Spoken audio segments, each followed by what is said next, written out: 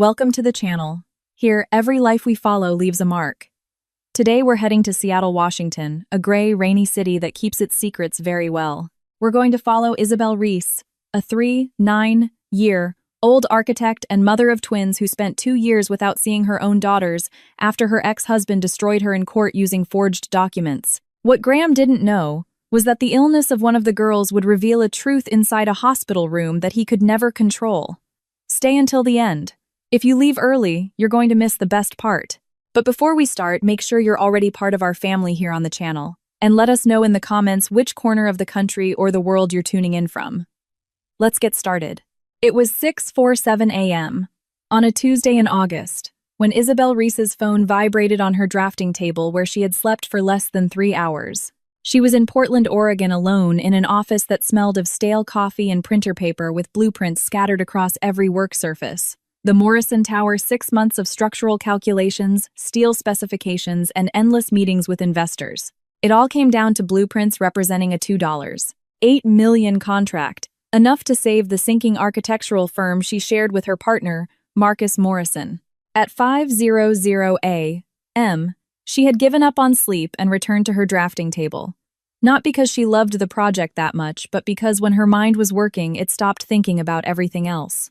And everything else in that moment had names Sophie and Ruby, her 1-0-year-old twin daughters whom she hadn't seen in 732 days. The number on her cell phone had a Seattle area code. She almost didn't answer. Miss Reese. The woman's voice on the other end was calm, carrying that specific urgency that only doctors can maintain simultaneously. This is Dr. Sarah Whitman from Seattle Children's Hospital. I'm calling regarding your daughter, Sophie. Isabel felt the blood drain from her face. What happened? Is she hurt? Sophie was admitted to our emergency room early this morning. Her white blood cell count is critically low, 100 cells per microliter. The normal range is between 4,500 and 100,000. We are running additional tests, but we suspect acute myeloid leukemia. The word dropped into the silence of the office like a heavy object. Leukemia. Isabel's 1-0-year-old daughter had cancer. I need you to come to Seattle immediately, the doctor continued. Sophie is going to need a bone marrow transplant. We need to test you as a potential donor. Time is critical. I'm in Portland. Isabel had already grabbed her keys before finishing the sentence. I can be there in 3 hours. Perfect. Ask for me at the pediatric oncology unit when you arrive. And Miss Reese. A short pause. I know the custody situation is complicated, but right now Sophie needs her mother.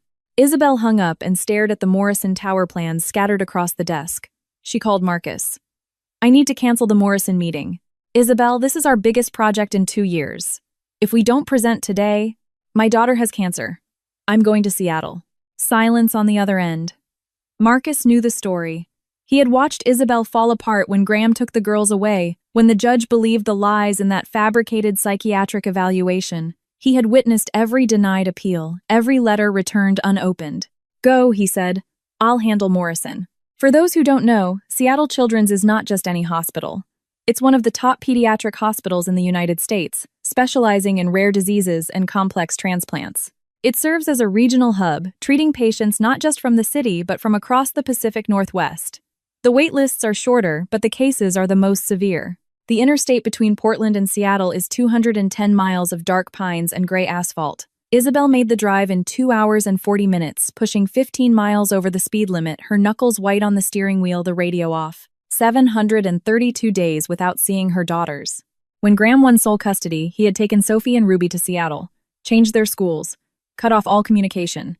Isabel sent letters, gifts, birthday cards.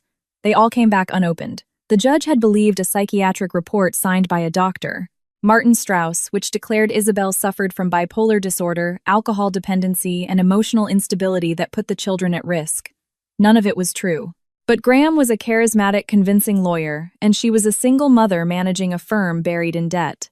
The scales were never balanced from the start. And now Sophie was sick. Isabel had tried to hire lawyers over the past 2 years. 3 had refused the case without even reading the documents. Graham Pierce was a partner at one of Seattle's most respected law firms, and nobody wanted to sit on the opposite side of him in a courtroom. The 4th asked for a retainer she didn't have. She had stopped trying. The hospital parking lot was massive and well lit. The hallways were stark white, smelling of ethyl alcohol and that specific mix of hope and despair that only exists in pediatrics. Isabel followed the signs to the fourth floor. Doctor. Sarah Whitman was at the nurse's station, a woman in her mid-40s, dirty blonde hair pulled into a tight bun with clear, calm eyes. Thank you for coming so quickly. She extended her hand. Let's talk before you see Sophie. The consultation room was small. The doctor closed the door. Sophie was brought in at 300 a.m. by her father. She had been experiencing extreme fatigue, frequent bleeding, and bruising for several weeks. Mr. Pierce thought it was a virus. By the time he brought her in, her count was at dangerous levels. Isabel felt her hands clench. Weeks. The doctor didn't comment, but there was something in her eyes that didn't need words. What matters now is the treatment. Sophie needs a bone marrow transplant. We'll need to test Mr. Pierce and preferably her sister Ruby. Siblings are often the best donor matches. Graham has sole custody, Isabel said, her voice quiet. There's a restraining order. I can't come within 500 feet of the girls. I am aware. But this is a medical emergency. Washington state law allows biological parents access to their children in life-threatening situations, regardless of custody agreements. Does she have the legal right to be here? The doctor paused. Your name is on her chart as the biological mother. There was a note about blocked contact due to a contested court order. Our legal department gave me the brief before I called you. Does Graham know you called me? Not yet. He left around 6:00 a.m. to pick up Ruby from his sister's house. He should be back in less than an hour. Less than an hour with her daughter before facing him. Can I see her now? Pay attention to this detail. Dr. Whitman called the mother before notifying the father. She read between the lines of the medical chart and chose the right side. The hallway leading to room 412 had colorful murals of elephants and giraffes painted on the walls. Someone at some point had decided that gravely ill children needed smiling giraffes in their line of sight. The intention was good. The result was the kind of forced cheerfulness that only works if you don't think too hard about what's happening behind every door. Isabel pushed the door open slowly. Sophie was lying in the hospital bed looking far too small for the white sheets. Her dark hair had been cut short. Her skin was gray, almost translucent, with dark purple bruises on her arms, where the IV tubes had been inserted. She turned her head toward the door, and Isabel saw fear in her eyes before anything else. It's okay, Isabel whispered, moving slowly. I'm not going to hurt you. Who are you? Her voice was hoarse, weak. Isabel's heart broke in half with surgical precision. My name is Isabel. I'm here to help you get better. Sophie stared for a long moment, those dark eyes scanning her mother's face as if trying to recognize an old dream. And then, so quietly, Isabel almost didn't hear it. Mommy. She couldn't hold back the tears. Yes, baby. It's me. Sophie was quiet for a second. Then Daddy said you left because you didn't want us anymore. This wasn't the time. It wasn't the time to let anger speak louder than love. Isabel sat in the chair next to the bed, took her daughter's cold, small hand between both of hers, and stayed like that without saying a word for a moment. Because sometimes presence is the only thing words can't substitute. I never left, she finally said. I've been trying to come back every single day since they took you away. Before Sophie could answer, Dr. Whitman appeared at the door with an urgent expression. Miss Reese, Mr. Pierce just arrived with Ruby. He is demanding to know why you are here. Isabel waited in the conference room while Graham settled Ruby into Sophie's room. 30 minutes that felt like 30 years. When he walked in, she barely recognized him. 2 years ago, Graham Pierce was the kind of man who wore expensive suits and smiled at judges like he was doing them a favor. Now, at 45, he seemed smaller somehow. His hair had more gray, the lines around his mouth were deeper, but his eyes were the same calculating cold. The eyes of someone who treats people like pieces on a chessboard. He didn't sit. He stood at the head of the table, arms crossed, looking at her like she was something he had accidentally stepped on. What the hell are you doing here? Just between us, this man just walked through a hospital with a gravely ill daughter, and the very first thing he did was pull her mother into a room to intimidate her. Impeccable sense of priorities. Sophie needs a bone marrow transplant, Isabel said with a calm that cost her dearly. Dr. Whitman called me because I'm a potential donor. You have a restraining order. You cannot be within 500 feet of my daughters. Our daughters. And this is a medical emergency. Dr. Whitman walked in before he could answer. Her expression was entirely professional and absolutely unshakable.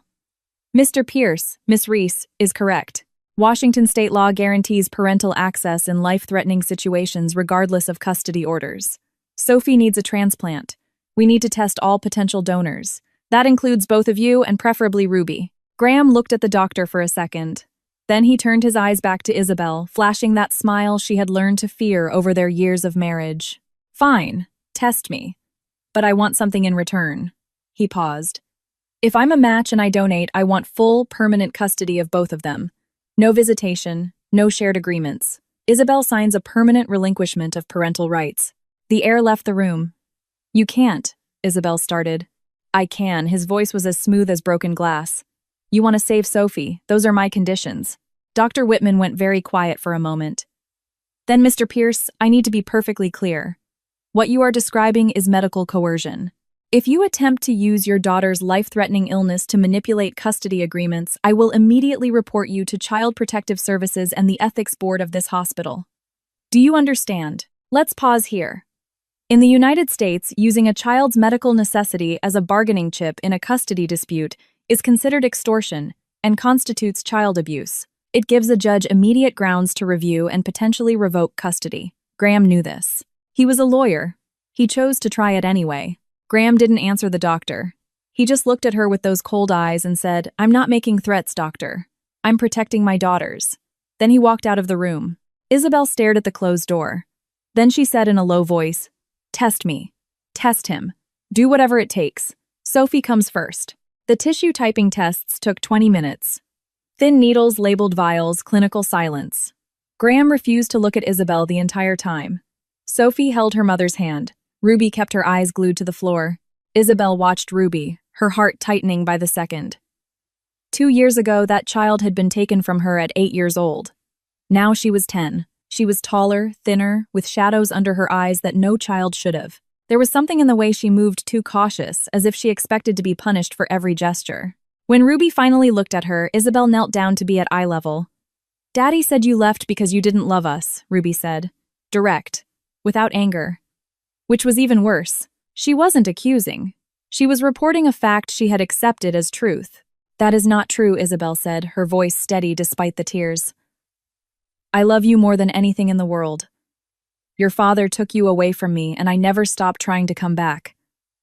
Not for a single day. Ruby stared at her with that desperate need to understand a look that only exists in the eyes of someone who has been lied to for far too long. She opened her mouth to say something when a nurse appeared at the door, calling everyone back for the results. Notice Ruby's shoulders in that moment curved inward like someone who has learned to take up as little space as possible.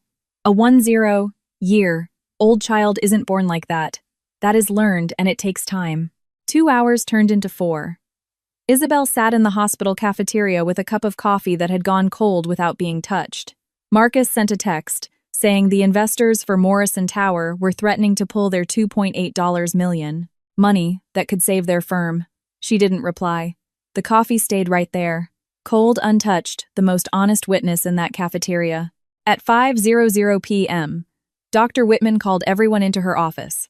Graham had arrived with a woman Isabel didn't know, 30-something blonde, flawless, her hand resting on his arm as if claiming mapped territory. Graham introduced her only as Stephanie, no last name, no further explanation. Dr. Whitman ignored her presence with a practiced elegance. I have the preliminary typing results. The doctor looked at Isabel, then at Graham. Isabel, you are not a match. Graham, you are also not a match. The silence grew heavy. What about Ruby? Isabel asked. Ruby is a 50% match for Sophie, which is expected for sisters. The doctor paused, looking at the tablet in her hand with a slightly different focus. However, there is something unusual about Ruby's genetic markers. They do not align with the expected pattern based on Graham's genetic profile. Graham frowned. What does that mean? It means we need to run a more comprehensive genetic panel tonight. There may be additional factors we need to explore before proceeding. She was careful with her word choice. Isabel noticed. Graham noticed too. This detail matters. Because a lawyer doesn't hear unusual markers without starting to calculate. And Isabel saw the calculator turning on in his eyes before he even opened his mouth. He turned slowly and looked at his ex-wife, his eyes narrowing. What did you do, Isabel? I didn't do anything. But her voice faltered because in that moment, for the first time in 10 years, a memory she had buried so deep, she had almost convinced herself it was a fabrication began to surface. June 2015. Dr. Whitman ended the meeting before Graham could press further. She asked everyone to get some rest. Graham left without another word, Stephanie trailing in his shadow as always. Isabel stayed. "Dr. Whitman," she said as soon as the room was empty. "What aren't you telling me?" The doctor closed the office door. "Miss Reese, we need to speak privately. Can you stay after dinner?" This might seem like a detail, but it isn't. Heteropaternal superfecundation. 2 eggs released in the same cycle, fertilized by 2 different men within 48 hours. Twins with distinct biological fathers. It's real. It's incredibly rare, 1 in every 400 twin births, and it's almost never discovered unless a DNA test is run for another reason, like searching for a bone marrow donor. It was past 8:00 p.m. when the doctor called Isabel back into the office. The hospital corridors were quiet. Sophie and Ruby were sleeping, monitored by the night shift nurses. It was just the 2 of them, and the truth Isabel wasn't quite ready to hear. The office was small, filled with medical journals and framed diplomas. The doctor gestured for her to sit down and carefully closed the door. "Miss Reese, I expedited the DNA analysis using an emergency protocol allowed under Washington medical law in life-threatening situations." A pause. "The results are complex." Isabel gripped the armrests of her chair. "Can you just give it to me straight?" The doctor turned her monitor toward her. Graphs, numbers, genetic markers, and columns that Isabel didn't know how to read but somehow already understood. First, the good news. The mitochondrial DNA confirms that you are the biological mother of both Sophie and Ruby. There is 0 doubt about that. And the bad news. The doctor met her eyes. Graham Pierce is not the biological father of either girl. The room spun. "That's impossible. Graham and I were together when I got pregnant. We were engaged.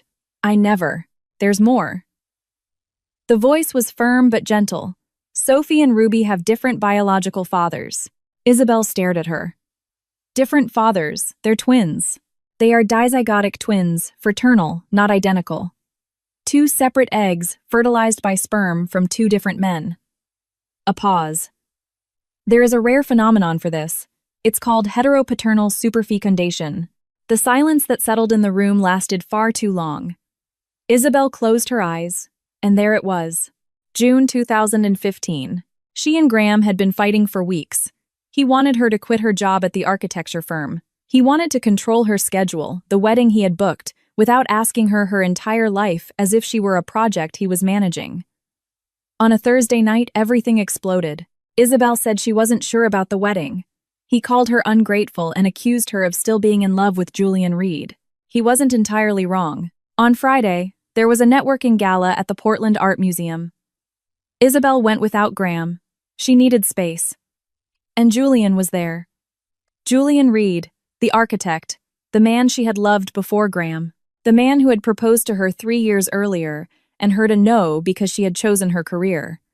Then she met Graham, and Julian vanished from her life. They hadn't spoken in months, but that night, standing in front of a Rothko painting with too much wine and a heavy nostalgia for a life she had chosen not to live, they talked. About work, about choices, about the versions of themselves they had left behind. And Isabel made a mistake that she buried so deep she convinced herself it had never happened. The next morning, she went back to Graham, apologized, and said yes to the wedding. She tried to forget Julian. 2 weeks later, she found out she was pregnant. 2 months later, she was married. She had thought the twins were Graham's. She hadn't questioned it. There was no reason to. It made logical sense. She was engaged to Graham. She had gone back to him. The daughters were his. Until now. "Miss Reese," the doctor brought her back. "I know who the other father is," Isabel said quietly. "His name is Julian Reed." The doctor nodded slowly. "We need to contact him. If he is the biological father of one of the girls, he could be a match. Do you have a way to reach him tonight? I haven't spoken to him in 10 years. I understand this is difficult, but Sophie is running out of time." Isabel thought of Sophie, small, pale, her cold hand in hers. She thought of the things she had tried to forget. Then she thought of Julian, the man she had hurt, who had no idea he might have a daughter out in the world. "I'll call him. I try to stay neutral here, but there is something very specific about a man who, upon hearing he might have a child, doesn't ask if it's true, but simply asks when he needs to be there. Keep that detail in mind." The waiting room was empty. The fluorescent lights hummed quietly. Isabel stared at the number on her phone screen for a long time. She had never been able to delete it in 10 years, something she had treated as a weakness. Tonight it felt like something else. She dialed. 1 ring. 2. 3. Hello. His voice was exactly the same. That specific calm of someone who doesn't need to prove anything to anyone. Julian, she said, her voice cracking before she could continue. It's Isabel. I need your help. There was a long pause. She could hear his breathing. Isabel, is it really you? It is. I'm sorry to call like this. I know it's been years and I have no right to ask you for anything, her voice sank. Something happened. Something terrible, and I didn't know who else to call. Are you okay? Are you hurt? The concern was immediate, genuine. That was Julian. Always putting the other person first, even after everything. I'm not hurt. But Julian. I have twin daughters. They're 10 years old. And one of them, Sophie, has leukemia. She needs a bone marrow transplant. Another longer pause. My God, Isabel, that's awful. But why are you calling me? She closed her eyes. Because the hospital ran DNA tests to find a donor, and they found out something I didn't know. The twins have different biological fathers. It's rare, but it happens. And one of them, she took a deep breath, one of them might be your daughter. From that night, June 2015, the silence that followed was the longest of her life. Julian, I didn't know. I swear to God I didn't know until today. If I had known. I'm here. His voice was low, stunned but steady. Are you telling me I might have a daughter? And she has leukemia.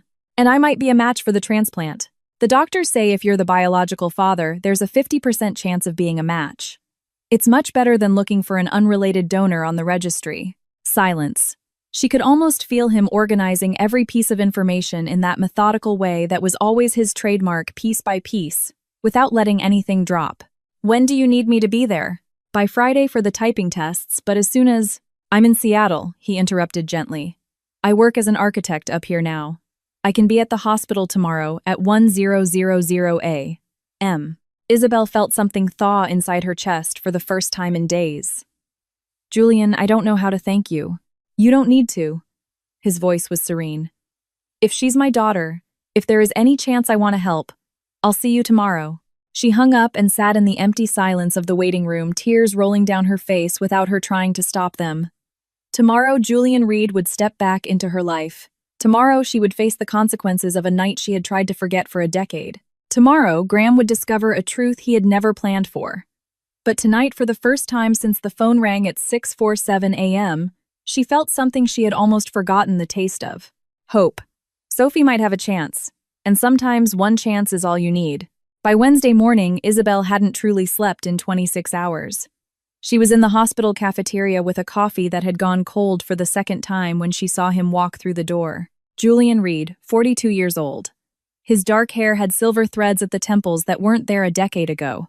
His shoulders were broader than she remembered. His face was a bit more weathered, the way it happens to people who work hard and think even harder. He was wearing jeans and an olive green sweater instead of the tailored suits Graham always favored. And there was something in that simple choice that said everything about the difference between the two men. His hazel eyes found her from across the room, warm, steady, and he walked over without rushing. He sat on the other side of the table as if the 10 years of silence were just an open window he was casually closing. Hi, he said. Neither of them could say anything else for a moment. Are you okay? He asked. 3 words. And Isabel felt her throat close up, because Graham had never been the kind of man to ask that first. Graham walked into rooms demanding answers. Julian walked into rooms checking if everyone was all right. No, she admitted. I'm not. He reached across the table and squeezed her hand for a second. Uncalculated. Unconditional. Tell me everything. So she did. Sophie's leukemia, the DNA test, the revelation of superfecundation, the discovery that Graham wasn't the biological father of either girl, and the night in June 2015 that she had tried to bury forever. She told him without sugarcoating it and without asking for forgiveness after every sentence. Dr. Whitman had been clear Sophie was running out of time, and the truth was more urgent than awkwardness. Julian listened without interrupting, without accusing. When she finished, he sat in silence for a long moment. Why didn't you tell me when you found out you were pregnant? Because I thought they were Graham's. I went back to him that very same Sunday. 2 months later, we were married. When I realized I was pregnant, it never even crossed my mind that it could be anyone else's. She looked at him. I didn't know this was biologically possible until yesterday. Julian nodded, slowly processing piece by piece exactly as she remembered. So one of them might be mine. Yes. We don't know which one yet. It could be Sophie. It could be Ruby. And the one who is sick is Sophie. Yes. He pushed his chair back and stood up. Then let's get the test. Julian's blood draw took 5 minutes. 1 syringe, 2 vials, labels a freezer. Dr. Whitman explained the protocol expedited human leukocyte antigen HLA, typing with results in up to 8 hours due to the urgency of the case. Julian rolled up his sleeve without hesitation, answered the clinical questions clearly, and when the nurse finished, he thanked her like someone who was raised to believe manners cost nothing. Isabel watched it all from the doorway. There was something in the set of his shoulders, straight calm, that contrasted with everything she had lived through in the past 2 years. Of courtrooms, returned letters, and slammed doors. Julian hadn't demanded anything to be there. He had simply arrived. This isn't an accident. The body language of someone who acts by choice is completely different from someone who acts for show. Julian never crossed his arms. Graham had walked into the hospital room the day before with his arms crossed and his jaw tight, the posture of someone defending his territory. Julian had walked into the cafeteria with his hands open on the table, the posture of someone ready to help. At 6:00 p.m., Dr. Whitman called them both back. Isabel and Julian sat side by side. She noticed that they weren't touching, but there was something in the calculated distance between them, both leaning slightly toward the center like 2 magnets that hadn't quite decided what to do yet. The results are in. The doctor opened the file. Julian, you are a 5 out of 10 match for Sophie. That is typical of a parent-child relationship. You are a match for the transplant. Isabel closed her eyes. Julian exhaled slowly. So I'm her father, he said quietly. The DNA confirms it. You are Sophie's biological father. He turned to Isabel. She was crying uncontrollably. Can I meet her? He asked. At 9:00 p.m. The doctor opened the door to room 412. Isabel walked in first. Sophie was awake, a book on her lap, her eyes alert despite her extreme pallor. Sophie, there is someone I want you to meet. Julian walked in slowly, and Isabel watched that rare, unscientific phenomenon happen the exact moment someone recognizes themselves in a face they've never seen before. The expressive eyes, the shape of the nose, the way Sophie smiled out of the corner of her mouth, it all came from Julian so clearly that it was almost impossible she hadn't noticed it for a decade. Hi, Sophie, he said in that gentle voice of his. My name is Julian. Sophie studied him with the specific seriousness of someone who had spent too much time learning not to trust adults easily. Are you my real dad? Julian looked at Isabel. She nodded. I am, he said, his voice thickening. I am. Sophie was quiet for a second. So, are you going to give me your bone marrow? If you let me. It's going to hurt. For me a little bit. For you not at all. They'll let you sleep while it happens. Sophie considered this with the practicality of a child who had already thought about things far scarier than a needle. Okay, she said. And then so quietly it was barely a whisper. Thank you. Julian took her hand so small inside his large one, and they stayed like that, talking softly, while Isabel stepped out into the hallway. Because some things deserve space to exist without an audience. Important context. In a bone marrow transplant, the donor has marrow extracted from their pelvic bone under anesthesia. It aches for a few days like a deep bruise. The recipient undergoes high-dose chemotherapy first, then receives the healthy cells intravenously. Recovery takes weeks. The success rate with a half-matched haploidentical donor like a parent has vastly improved in recent years, sitting between 70% and 80%. Thursday morning, Dr. Whitman called Isabel in for a conversation she hadn't anticipated. We need to talk about Ruby. They were in a small third-floor office. The doctor opened her tablet with the care of someone who knows that what they are about to show is going to hurt. We ran a standard pre-donation health screening on Ruby. And Isabel. She paused. Ruby cannot be a donor. Isabel blinked. But you said she's a 50% genetic match. Genetically, yes. Physically, no. The doctor spun the tablet around. Ruby's body mass index is 15.2. For a child her age, the absolute minimum required to guarantee safety under anesthesia and recovery is 16.5. She weighs 60 pounds. The minimum for a pediatric donor is 70 pounds. Her hemoglobin is at 9.8. We need at least a 12. The numbers hit her like spaced-out blows. She's 10 years old, Isabel said. Exactly. Most 10-year-olds weigh significantly more than Ruby. Isabel, these numbers indicate severe malnutrition. The silence that filled the room was colder than before. How long has Ruby been under Graham's sole custody? 2 years. Dr. Whitman set the tablet down. Her expression had shifted. She wasn't just a doctor anymore. There was a firmness in her jaw that signaled something else.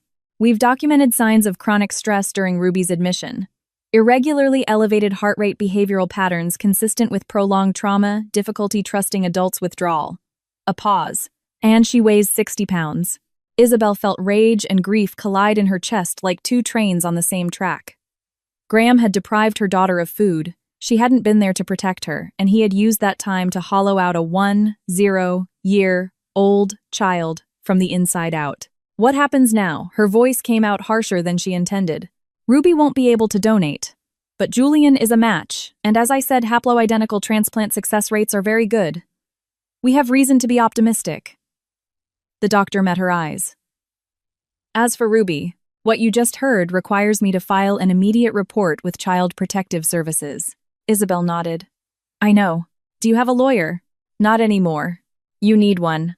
This week, Isabel walked out of the office and went straight into the hallway bathroom. She locked the door, turned on the cold water, and held her hands under it for way too long, staring at her own face in the mirror without really recognizing it. 2 years. Graham had had 2 years with Ruby, and he had used every day of those 2 years methodically calculating exactly how to empty that child out. The hunger, the isolation, the lie repeated every morning that her mother had left because she was bad. 60 pounds. Isabel stayed there until she could breathe again. Then she dried her hands, squared her shoulders, and walked back into the hallway. If there was one thing Graham hadn't calculated, it was that she was still standing. That same day, at 4:00 p.m. Isabel's phone rang with an unfamiliar number. Isabel Reese. It was a female voice sharp as carbon paper. My name is Patricia Lawson. I am a family law attorney. I've been tracking your case for 2 years. If you need help dealing with Graham Pierce, call me. I think we can win. Isabel stared at the phone. How do you know about my case? Because I know that Dr. Martin Strauss lost his medical license in 2022. A year before he wrote the psychiatric evaluation, Graham used to take your daughters. The floor shifted beneath Isabel's feet. Pause here for a second. In the U.S., a psychiatrist whose license is revoked by the state medical board cannot practice or issue legally valid reports. Using a forged or invalid medical document knowingly in a custody case is perjury and fraud upon the court. Graham had presented a judge with an evaluation signed by an unlicensed doctor he had paid to fabricate a fake diagnosis, and nobody had caught it. Isabel's previous overworked attorney hadn't had the resources to investigate it properly, and she had lost her daughters because of it. When can I meet you? Isabel asked. Tomorrow morning. Coffee shop 2 blocks from the hospital. I'll text you the address. Patricia Lawson was exactly the kind of woman who seemed born knowing that the world tries to push down those without a defense. 50-something charcoal gray suit, wire-rimmed glasses, and a leather briefcase opened on the table with the organization of someone who doesn't waste time on misplaced papers. Every tab labeled every document in the exact right sequence. The kind of organization that makes opposing counsel sweat. When Isabel approached, Patricia was already standing. Isabel Reese. I've been waiting for you. They sat in the corner booth. Patricia slid a folder across the table before the coffee even arrived. For 6 months, I dug into this case. Here is what I found. She opened the first tab. In 2022, Dr. Strauss had his medical license revoked by the Washington State Medical Commission for unprofessional conduct and fraudulent billing. I have the disciplinary records, the revocation notice, and correspondence proving Graham Pierce paid him under the table. Isabel stared at the documents, her eyes burning. He stole my daughters with a lie. Yes, and we are going to prove it. Patricia flipped to the second tab. We are filing an emergency motion to modify custody on 2 grounds. First, fraud upon the court. The psychiatric evaluation was legally void, and Graham knew it. Second, child abuse. Ruby's medical records from Seattle Children's document severe malnutrition, a pattern of injuries over 18 months, and signs of chronic psychological trauma. He's going to try to destroy me when he finds out. Absolutely. Patricia didn't blink. He's already planning to use the girl's DNA against you. He'll call it paternity fraud. He'll say you deceived him for 10 years. It's going to get ugly. She closed the folder. But we have an answer for that. Julian is showing up to save his daughter's life. Graham was starving his daughter as punishment. A judge will look at both sides, and there will be zero doubt about which one is the monster in this story. At 2:00 p.m., Patricia brought in a private investigator, Frank Bishop. A man in his 50s, with a face weathered like shoe leather, a notepad in his hand and eyes that missed nothing. He listened to everything about Graham, where he worked, how he lived, his habits, his finances, and was blunt. "Give me 3 days. I'll find what he's hiding." At 8:00 p.m., Dr. Whitman called. Isabel Sophie's white blood cell count just dropped to 800. "We can't wait anymore. We need to move the transplant up to tomorrow morning at 9:00 a.m. Can Julian be here at 7:00 for pre-op?" Isabel looked at Patricia, who was watching with laser focus. "Are we ready?" Isabel asked her. "Can we confirm for tomorrow? This is the final sprint." She hung up. Patricia said quietly, "It's happening now, Isabel. Everything is happening at once." And it was. Sophie's transplant, the custody battle, the investigation into Graham, her architecture firm sinking in Portland, all in the same week. Remember this moment, because it's exactly here when a person has absolutely everything stacked against them at the same time that you find out what they are made of. Isabel stood up and grabbed her coat. Then let it begin. Saturday morning broke with an alarm that wasn't hers. At 6:07 a.m., Sophie's heart monitor flatlined. When Isabel reached room 412, the alarms were echoing down the hallway, and Dr. Whitman was inside barking orders at the code team. "Atropine 0.5 milligram IV push," she said, with the steady authority of someone who has seen this before and refuses to let it be the last time. The nurse pushed the meds. Isabel stood frozen in the doorway, staring at Sophie, looking so tiny beneath the sheets, her chest barely moving. 30 seconds. 1 minute. The monitor beeped. 60 beats per minute. 70. 80. Dr. Whitman exhaled. "Severe bradycardia, likely from an electrolyte imbalance. We'll correct it before surgery. We are still on schedule." She looked at Isabel in the doorway. "Sophie is stable. Julian is prepping. We proceed at 9:00. Isabel nodded. She couldn't speak.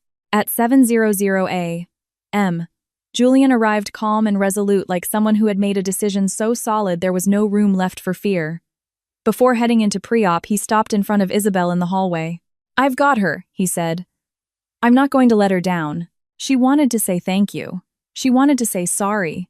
She wanted to say things that a decade of distance made too complicated for a hospital corridor. She just said, "I know." And it was enough. The bone marrow extraction took 2 hours. Isabel waited in the surgical lounge with her sister Laura, who had arrived the night before and hadn't left her side since. Laura had called on Friday night after seeing a vague update from a mutual friend online. "I'm in the car," she had said. "I'll be there before midnight." She didn't ask permission. She didn't ask if Isabel needed her. She just showed up. That was Laura, the younger sister Isabel had lost touch with during her suffocating marriage to Graham, who had tried calling dozens of times with no answer, and who appeared exactly when needed without standing on ceremony. She didn't say much now. She just held Isabel's hand and brought coffees that went cold on the chairs next to them. At 9:30, Dr. Whitman came out in surgical scrubs. The harvest was perfect. "We got sufficient volume for the transplant.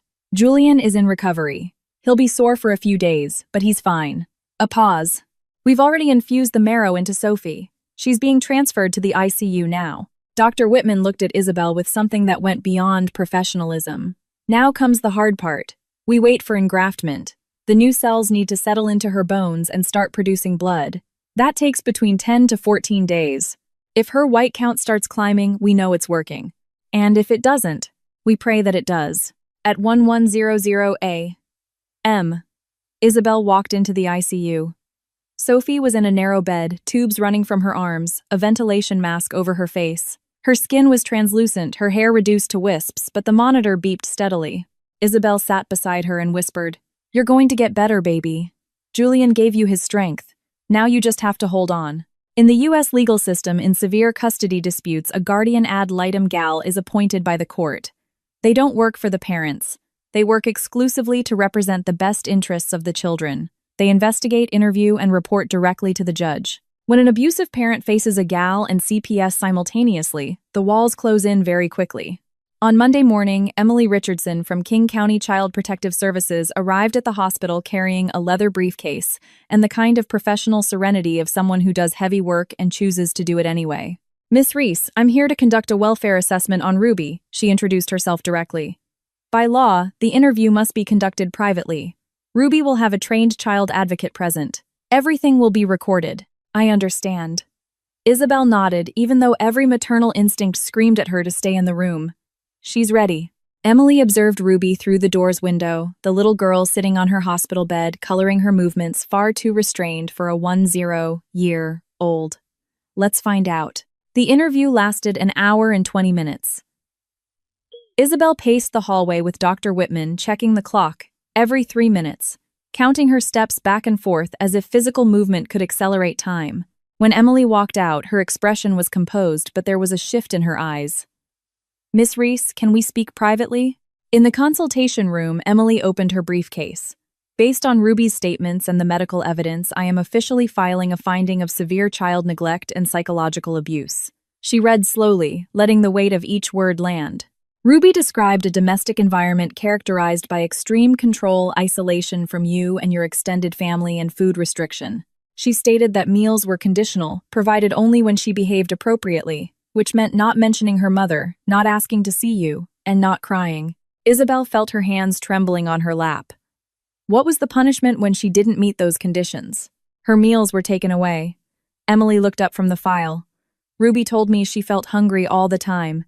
Even here in the hospital, she said it feels like her stomach forgot how to feel full. This wasn't carelessness. It was a choice. Graham was a lawyer. He knew exactly what he was doing, and he knew exactly how to avoid leaving obvious physical marks that a school nurse might catch." "What happens now?" Isabel asked, her voice tight. "I am submitting an emergency report to the King County Family Court today. Based on the medical evidence and Ruby's testimony, I am recommending the immediate removal of Graham Pierce's custody rights and temporary emergency placement with you." Emily closed the briefcase. Ruby corroborated her story perfectly. That matters a great deal to a judge. That afternoon, the emergency motions were filed. The next morning, Judge Harold Bennett issued an emergency protective order. Graham Pierce was barred from any contact with Sophie or Ruby, effective immediately. Temporary custody was transferred to Isabel pending a full evidentiary hearing in 14 days. Patricia called with the news.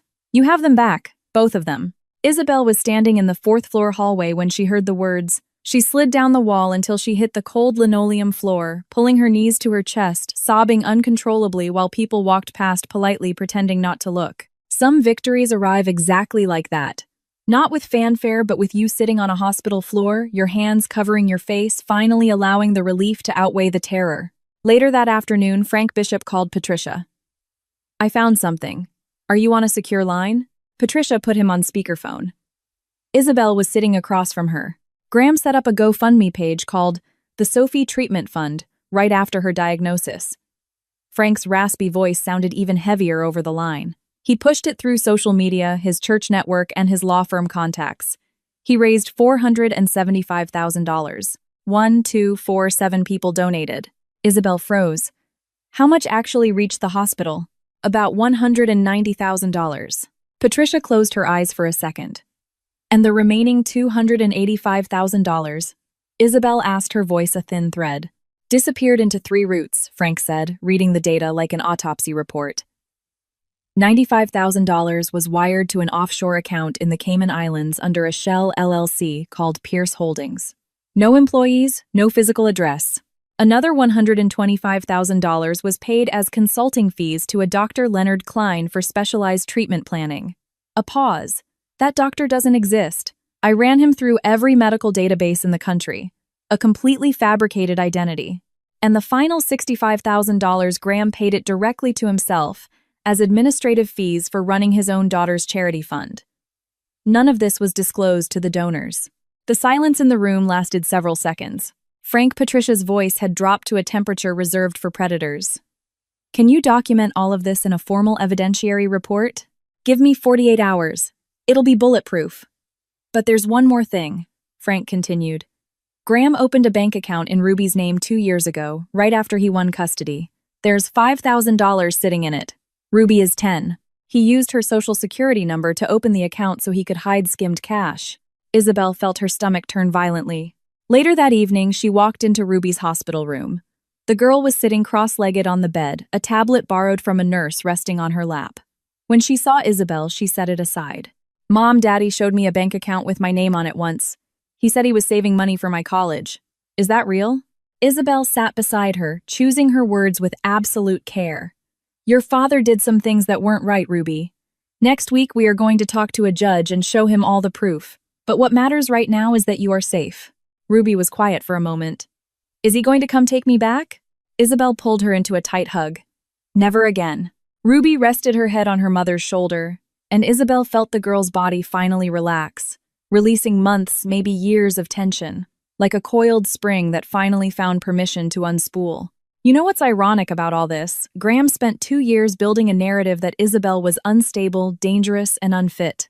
And in the end, he was the unstable one, embezzling from his daughter's cancer fund, using his 10-year-old's SSN to launder money and fabricating ghost doctors. The difference between them was simple. Isabel was a mother. Graham was a risk manager trying to administer his own impunity. On Tuesday, hospital security alerted Patricia.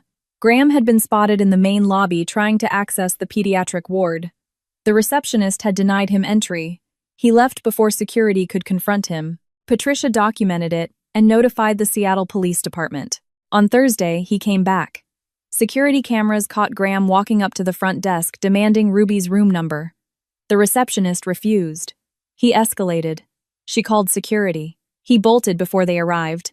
2 violations of a protective order in 72 hours, Patricia said. Every violation just hands us more ammunition. He is burying himself. On Saturday morning, Seattle PD showed up at Graham's luxury condo. He was arrested for violating the restraining order. This time, the judge revoked bail. Graham Pierce would sit in a King County jail cell until his hearing. Stephanie Cole, the woman who had clung to Graham's arm on day 1, sent Patricia a text message 2 days after his arrest. It just said she had ended the relationship, and if they needed anything, they could contact her. Patricia saved the number. That night, for the first time in 2 weeks, Isabel and her 2 daughters slept in the same hospital room without Isabel waking up at every noise in the hallway to check if it was him. It wasn't. The custody hearing lasted 2 days. Patricia laid out every piece of evidence with the precision of someone who had spent months assembling a puzzle and finally had the judge's full attention. Dr. Whitman was the first witness. She described Sophie's condition upon arrival: weeks of ignored symptoms, 7 missed calls from the school nurse, 4 canceled pediatric appointments. She described Ruby's condition with a clinical detachment that made the data even more devastating weight, in the lowest percentile for her age, bone density loss, severe vitamin D, and iron deficiencies, hormonal markers consistent with chronic caloric deprivation. Graham's defense attorney tried a weak pivot. Could it not simply be that the child is a picky eater with a small appetite? Between us, this man really stood up in court and presented picky eater as a defense for medically documented bone loss. It takes audacity. Or desperation. Dr. Whitman didn't blink.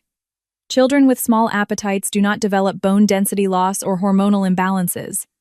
Those are medical markers of deliberate caloric restriction. That is not a body type counselor. That is medical neglect. Emily Richardson from CPS confirmed that Ruby had detailed the environment of control, the conditional meals, the psychological isolation.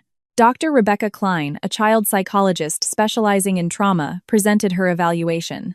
Ruby exhibited symptoms of complex trauma, hypervigilance, and food hoarding behavior in her hospital room. Children who hoard food, she explained calmly, do so because they have learned that their next meal can be taken away at any moment. It is a survival mechanism. It does not develop in a healthy household. Then, Margaret Hoyt, the guardian ad litem, stood up. She didn't work for Patricia, and she didn't work for Graham. She worked for the girls. "Your Honor," she said, her voice echoing in the quiet courtroom, "I have reviewed the records, interviewed the children, and consulted the medical experts. My recommendation to this court is unequivocal. Sophie and Ruby Reese are not safe under the custody of Mr. Pierce. They never were." Graham's lawyer had nothing to say. $475,000 raised. $190,000 delivered. $285,000 embezzled through a shell company, a fake doctor, an offshore account, and a 10-year-old stolen identity. The defense had no answer for the bank statements. Judge Bennett took off his glasses and stared down at his desk for a moment that felt like it dragged on forever. Then Graham asked to speak. Look at the audacity. After all the evidence, the bank statements, the medical records, the security footage, Graham Pierce decided he could talk his way out of it. He appeared on the courtroom monitor via video link from the county jail. The orange jumpsuit was a jarring contrast for a man used to wearing custom-tailored suits to impress judges. He looked thinner, but his eyes held that same calculated arrogance, convinced he could control any room he was in. "Does Mr. Pierce have a statement?" his lawyer asked the judge. "I do." Graham stared into the camera. "I love my daughters. I made mistakes, but I am Ruby's legal father. I raised her for 10 years. The Constitution protects parental rights. You cannot sever my relationship with her based on allegations." Patricia stood up. "Mr. Pierce." Ruby arrived at the hospital, weighing 60 pounds, suffering from bone loss and severe vitamin deficiencies. "You are a lawyer. You are an intelligent man. Are you seriously claiming to this court that you did not notice your daughter was starving?" Graham's jaw tightened. She was difficult with food. Ruby told Child Protective Services that meals were removed as punishment whenever she mentioned her mother. "Is that what you call being difficult with food?" Silence. "You also repeatedly told Ruby that her mother abandoned her because she was a bad kid. Do you confirm that?" "I was protecting her from the truth." "What truth, Mr. Pierce?" "That her mother tried to contact her over 700 times and you returned every letter unopened. That the psychiatric evaluation you used to rip these children from their mother was signed by a doctor whose license was revoked. Whom?" "You paid $2,000 under the table," Patricia turned to the judge. "That is fraud upon the court. This man is not a victim. He is the architect of every layer of deceit in this case." Graham opened his mouth. "And the $285,000, Patricia didn't let him breathe. While Ruby starved as a punishment, you stole hundreds of thousands of dollars from 1, 2, 4, 7 people who thought they were saving Sophie's life. How do you explain that to the judge?" Graham's silence stretched on. The camera caught the hard set of his jaw, his eyes flashing with a coldness that Isabel had finally realized wasn't just coldness, it was the total absence of remorse. "I have nothing further to state," he finally clipped out. The screen went black. Judge Bennett looked at the lawyers. Then he looked at Isabel. "Court is adjourned. We will reconvene tomorrow at 9:00 a.m. for the ruling." Isabel walked out of the courthouse on trembling legs. Patricia walked beside her. "We are winning." Isabel didn't say anything. She just looked up at the Seattle sky, that permanent gray that locals eventually stopped noticing, and took a deep breath. Tomorrow would be the end. Or so she thought, at 10:00 p.m. Patricia's phone rang. It was Stephanie Cole. "I was packing my things at Graham's condo," she said, her voice shaking. "I found something in the basement, behind a stack of old tax files. It was a cardboard box." A pause. "I think you need to see this right now." The next morning, Stephanie walked into Patricia's office carrying the box, her eyes red from lack of sleep. Inside were old medical records, a dusty external hard drive, and 8 empty blister packs of pills. Frank Bishop opened the medical records first. Graham Pierce. April 2014. His voice slowed down like someone reading a bomb schematic, and not quite believing their eyes. Diagnosis: severe oligospermia. Critically low sperm count. Probability of natural conception: less than 15%. Isabel stared at the paper. Graham had known 11 years ago that he was virtually infertile, and more than a year later she had gotten pregnant. Frank plugged in the hard drive. He worked in total silence for 40 minutes. When he finally looked up, he wore the expression of an investigator who just found the absolute worst-case scenario. Recovered search history: May and June 2015. He turned the monitor around. How to sabotage birth control. Fake pills identical to brand name. How to force pregnancy without detection. The air was sucked out of the room. Frank opened a recovered email. Sent from Graham to himself, dated the 10th of June 2015. Order placed. She'll never know. Once she's pregnant, she won't be able to leave. Patricia stood up slowly. Frank printed. He pulled up an Amazon receipt. The 10th of June, 2015. 90 placebo pills. Sugar pills manufactured to look identical to Isabel's prescribed birth control brand, delivered to Graham's office. Stephanie placed the 8 empty blister packs on the conference table in silence. Isabel looked at all of it, the medical records, the search history, the receipt, the empty blister packs, and felt a cold, absolute clarity settle into the space where confusion had lived for 10 years. She had thought the pregnancy was an accident. She had thought her night with Julian had complicated an accident. She had carried the guilt for a decade over something that was never her fault. Graham had planned the pregnancy. He had swapped her birth control for sugar pills. He had calculated that if she were pregnant, she wouldn't leave him. And he calculated right. Because she stayed. She married him. She tried to build a family with a man who had imprisoned her through biological engineering. In the U.S. legal system, reproductive coercion is recognized as a severe form of domestic abuse. It is a violation of bodily autonomy that, when combined with fraud and embezzlement, drastically elevates sentencing guidelines. Graham hadn't just destroyed their marriage. He had destroyed her right to choose before the marriage even began. Patricia called federal agent Nicole Hart that same morning. At 1100 a.m., the new evidence was submitted to the court. Graham's lawyer sat in stunned silence for so long that Judge Bennett had to ask him twice if he had any objections. He didn't. The ruling would proceed the following day, and this time reproductive coercion would be added to the mountain of federal charges. That night, Isabel received a text message she wasn't expecting. It was from her father, Richard Reese. "We saw the news. We are driving up to Seattle. You don't have to see us. We just want to be close." Isabel stared at the screen for a long time. It had been 11 years since she had truly spoken to her parents. Ever since Graham had convinced them she was mentally unstable, that she needed space, and that he knew what was best for the family. And they had believed him. It was an old, deep wound. But they were coming. She replied with one line, "Courthouse." 900 a.m. Thursday morning. Judge Harold Bennett walked into the courtroom carrying a 47-page ruling. He put on his glasses, looked at Isabel, then looked up at the monitor, where Graham appeared for the final time.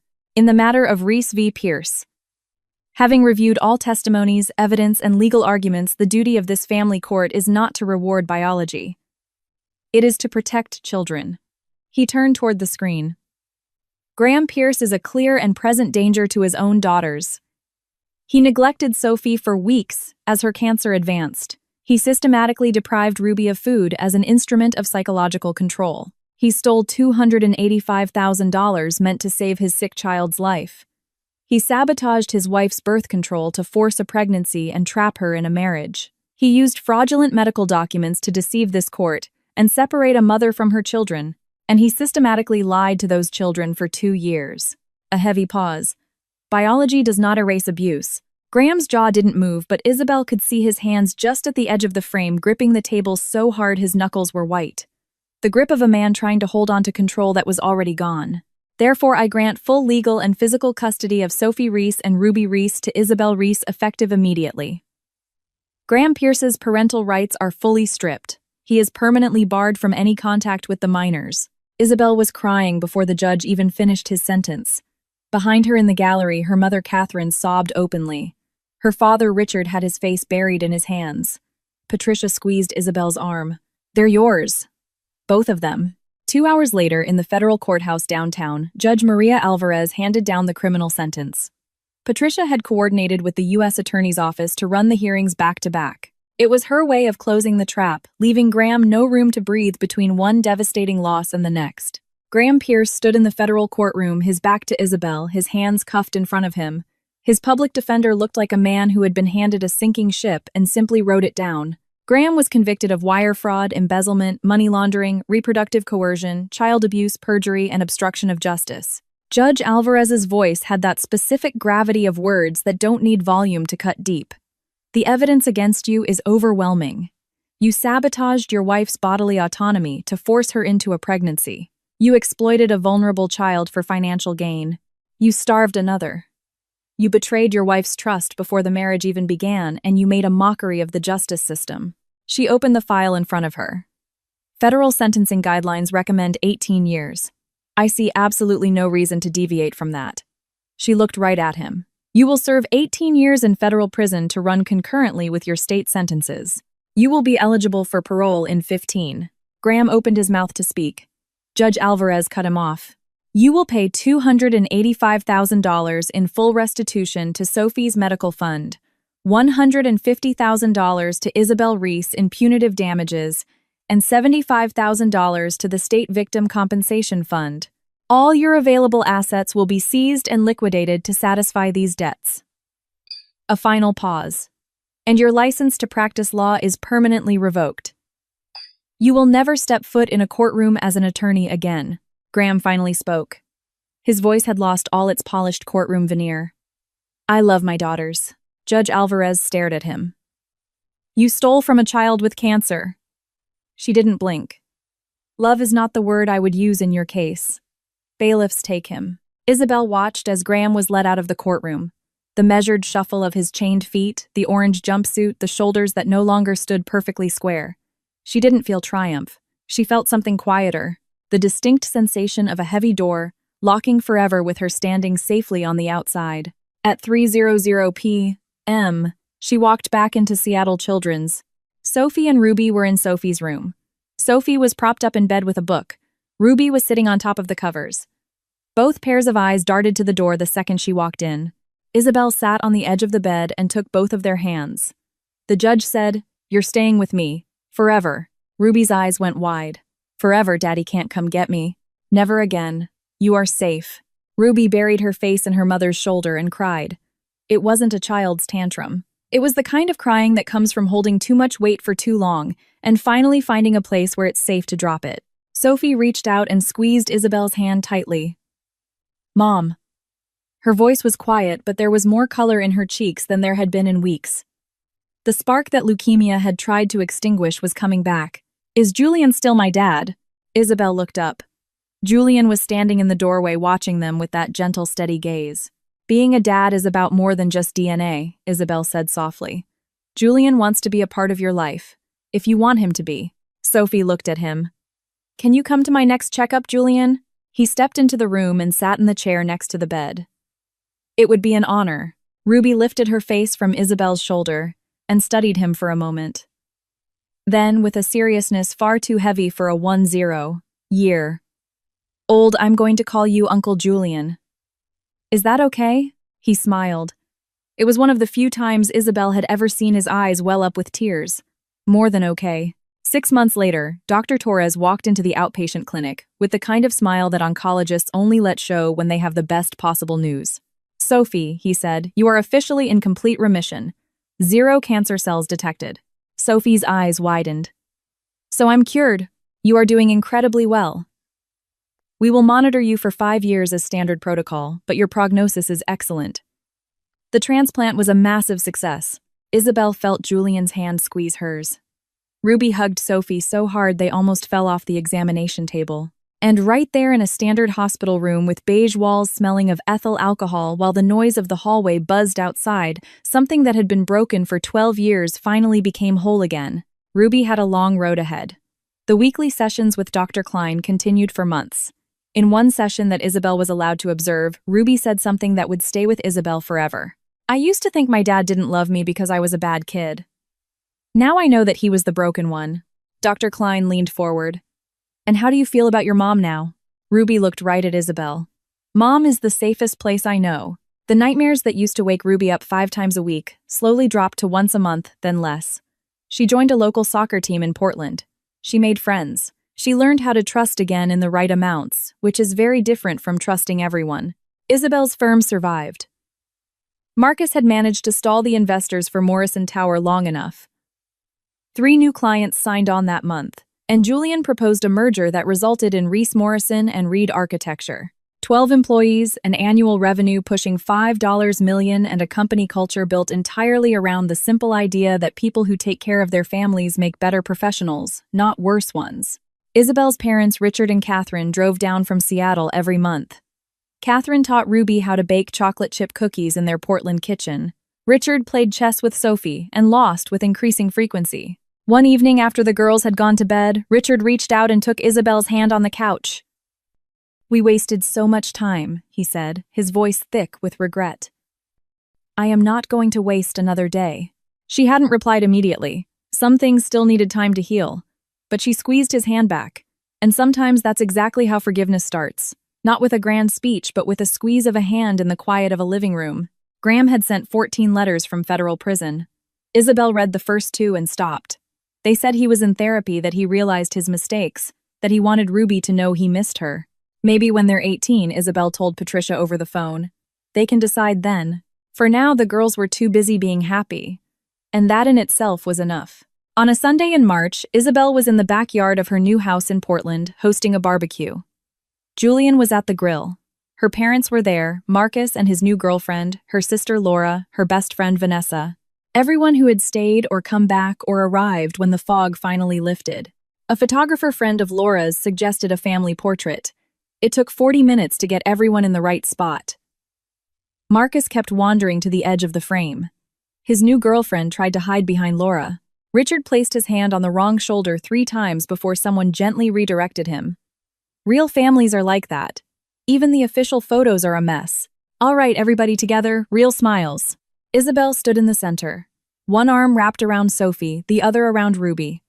Julian stood just behind Sophie, his hand resting lightly on her shoulder. The grandparents flanked them. Marcus and Laura squeezed in on the sides. Right before the flash went off, Ruby whispered, "Mom, is this what a happy family looks like?" Isabel kissed the top of her daughter's head. "This is exactly what our family looks like." The camera flashed, and Isabel thought about what she had learned. Not from a textbook or a lecture, but from 732 days without her children. From a disease that almost took everything. From a truth that destroyed a lie and built something unbreakable in its place. Family isn't who is listed on a piece of paper. Family is who shows up. Julian showed up to a hospital without hesitation when a child he didn't even know existed needed him. Ruby learned to call a woman mom again after life had tried to erase her from her memory. Graham had been physically present for 10 years and actively chose cruelty. Biology doesn't explain any of that. Love does. Look at what happened here and hold on to this lesson because it is the most important takeaway from this entire story. The opposite of a toxic family is not loneliness. The opposite of a toxic family is the family you build with the people who choose to stay. There is no magic formula. There is only a daily choice made over and over again. Even when it's hard. Especially when it's hard. Isabel lost almost everything, and she rebuilt every single piece, using whatever she had left, not in one day, not with one grand gesture, but with every small, terrifying choice she made when she was afraid dialing Julian's number, signing the retainer with Patricia standing up in that courtroom when her voice was shaking. That is how your life changes. Not all at once, but one brave choice at a time. What lesson do you take from this story? Look at your own life. Is there someone you are failing to protect because you're afraid of what the confrontation might cost? Is there a truth you keep pushing off for later because the timing never feels right? Isabel waited 2 years. Not out of weakness, but because she didn't have the tools yet. The moment those tools appeared, she used every single one of them. Leave your thoughts down in the comments below. We read every single one. And if this story touched you, share it with someone who needs to hear that they are not alone. If you haven't joined our family here on the channel yet, now is the perfect time. Every story we tell carries something worth keeping. And as always, I'll see you in the next video.